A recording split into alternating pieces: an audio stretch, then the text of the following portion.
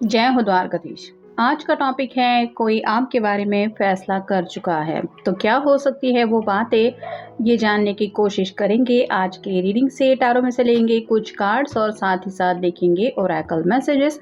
तो शुरुआत करेंगे कार्ड शफल करके। जनरल कलेक्टिव रीडिंग होने की वजह से हो सकता है कुछ कार्ड्स आपके साथ रेजोनेट करें या फिर पूरा रीडिंग, इट डिपेंड्स। रीडिंग अगर आपको पसंद आता है तो चैनल को लाइक और सब्सक्राइब करना ना भूलें।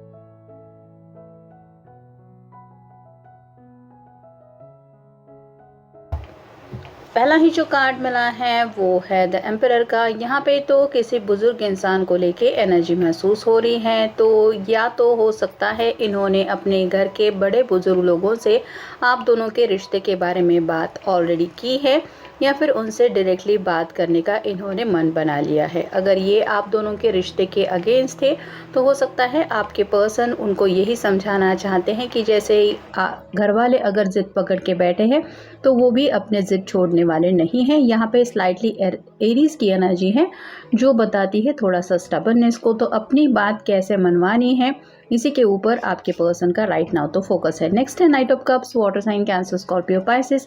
अब ये प्यार के रास्ते में आगे बढ़ना चाहते हैं, चाहे जो कुछ भी हो जाए ये प्यार का कप ऑफर करना ही चाहते हैं।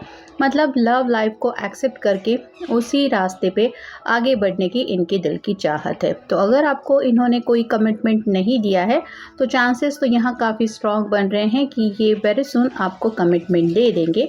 फिर है ace of pentacles, earth sign, Taurus, Virgo, Capricorn. यहाँ पे भी ऑफर लेके आना चाहते हैं। मतलब आपके दिल की अगर कोई ख्वाहिश थी जो ये पूरी कर नहीं रहे थे, जैसे एंगेजमेंट करना या फिर आपने अगर शादी का वादा उनसे मांगा था वो नहीं दे रहे थे, तो मे बी ये बात उनके समझ में आ रही है कि ये वादा उनको पूरा करना ज़रूरी है।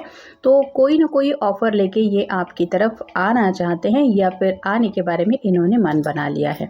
Next the empress. आप अगर कोई फेमिनिन पर्सन है तो आपकी खूबसूरती को लेके ये काफ़ी ज़्यादा सोच विचार करते हैं।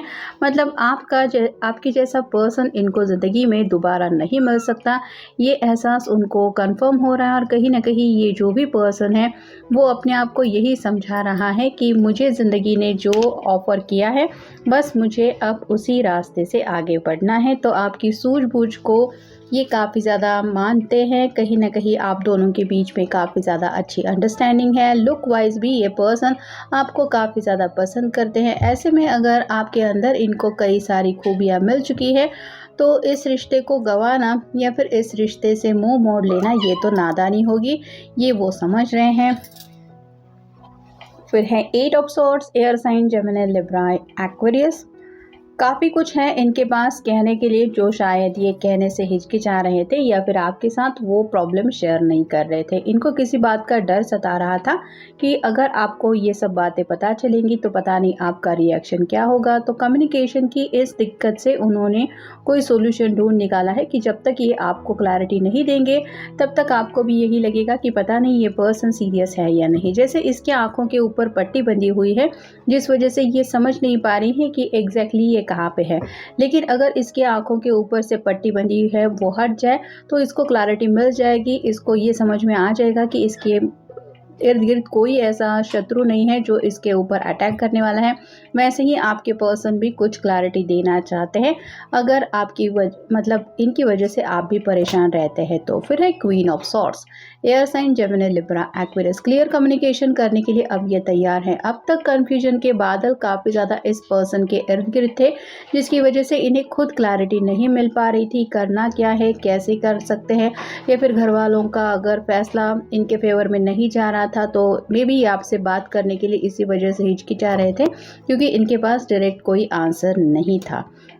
लेकिन अब जब पूरी तैयारियां हो गई है तो ये सामने से खुल के बात करना चाहते हैं या फिर अपना फैसला बताना चाहते हैं। फिर है द फूल, न्यू बिगिनिंग के लिए ये पर्सन एक्साइटेड है। जैसे इसके पास छोटी सी पोटली है, हाथ में एक गुलाब का फूल है और ये सूरज की रोशनी में एक नई ताजगी के साथ दिन को महसूस कर रहा है कि मेरी ज़िंदगी का इस नए सवेरे को या फिर इस दिन को मैं पूरी तरीके से रिलैक्स होकर महसूस कर रहा हूँ। तो ऐसे ही काफ़ी वक्त से आपके पर्सन हो सकता है एक ऐसी एनर्जी में अपने आप को महसूस कर रहे थे जहाँ पे हेवी बर्डन था या फिर कुछ क्लैरिटी नहीं थी। लेकिन आज का दिन एक ऐसा दिन है जहाँ पे ये पर्सन ज़िंदगी में रिस्क उठाने के लिए भी तैयार है, भले ही आगे रास्ता क्यों ना हो। इन्हें बस यही समझ में आ रहा है कि मुझे अब अपनी मर्जी से ज़िंदगी जीनी है। और फाइनल कार्ड है टेम्परेंस का। जो अब कब की एनर्जी में ये पर्सन जुड़ना चाहते हैं, दुआएं प्रार्थनाएं मैनिफेस्टेशन कर रहे हैं। मतलब आपकी तरफ से ये सब चल रहा है या नहीं ये शायद इनको पता नहीं है, लेकिन ये तो जिनको भी मानते हैं, जिनके ऊपर भी यकीन करते हैं, उनसे बस यही कह रहे हैं कि जल्द से जल्द आप हम दोनों को एक करा दीजिए या फिर हमेशा के लिए मिलवा दीजिए। तो ये तो उनके माइंड में क्लियरली शायद उनको पता चल गया है कि उन्हें ज़िंदगी में क्या चाहिए। नेक्स्ट है एक्सेप्टेंस। जैसे किसी चीज़ को पहले दिल से स्वीकारना ज़रूरी होता है, और अगर कुछ दिक्कतें थी इस रिश्ते में तो शायद ये पर्सन उन बातों को एक्सेप्ट नहीं कर रहे थे। लेकिन जैसे जैसे वक्त बीत रहा है इनको समझ में आ रहा है कुछ प्रॉब्लम्स ऐसे हैं जिनको दिल से एक्सेप्ट करना ज़रूरी होता है। कुछ लोग नहीं बदलते तो इसका मतलब वो ज़िंदगी भर वैसे ही रहते हैं। तो शायद इन्होंने स्वीकार कर लिया है कि कुछ बातें कभी बदलने वाली है नहीं। वेट एंड वॉच की एनर्जी में इंतज़ार करने से कुछ नहीं मिलेगा। फिर है क्वेस्ट। ये छोटा सा बच्चा जैसे अपने दिल के सवाल पूछ रहा है, वैसे ही शायद आपके पर्सन ने अपने सवालों की बौछार लगा दी है घर वालों के सामने कि अगर आपको मना है करना है इस रिश्ते के लिए तो उसके पीछे वजह क्या है, खामियां क्या है, ये क्या है, वो क्या है, क्यों आप इस तरह से पेश आ रहे। तो शायद उनको सवाल जवाब करके ये अपने दिल की क्लैरिटी जानने की कोशिश कर रहे हैं, और शायद घर वालों को भी ये एहसास करा रहे हैं कि आप दोनों के रिश्ते को लेके वो उनसे भी कुछ उम्मीद कर रहे हैं, उसके पीछे इम्पोर्टेंस क्या है।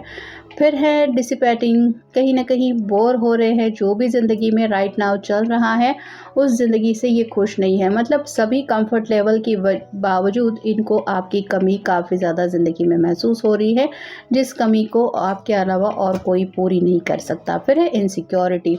अब मेरे दिल का होगा क्या, ये डर उनको सता रहा है। शायद काफ़ी वक्त हो गया है आप दोनों को एक दूसरे को जानते हुए, फिर भी अगर इन्होंने कमिटमेंट नहीं दिया है तो इनको यही लग रहा है कि कहीं से कोई पर्सन आपकी ज़िंदगी में आके इनको आपसे छीन न ले, और इनके दिल का पता नहीं तब क्या होगा, क्योंकि ये तो आपको अपने दिल से हटा नहीं पाएंगे। तो इससे अच्छा है कि मैं अभी कमिटमेंट दे दूँ, शायद ही इसलिए ये फैसला ले रहे हैं। फिर है रिन्यूअल। एक नई शुरुआत करना चाहते हैं। जैसे पतझड़ में पत्ते वगैरह झड़ जाते हैं लेकिन वो दोबारा खिल जाते हैं जब मौसम बदलता है, वैसे ही इनको लग रहा है कि कुछ सेपरेशन का एक मौसम था जिसने दोनों के बीच में दूरियां ला दी। लेकिन इसका मतलब ये नहीं है कि दोनों एक नई शुरुआत नहीं कर सकते। तो इस रिश्ते में भी ये नई शुरुआत करना चाहते हैं, अगर आप दोनों सेपरेशन, नो कांटेक्ट या फिर ब्रेकअप भी हुआ है तो उसके बावजूद भी।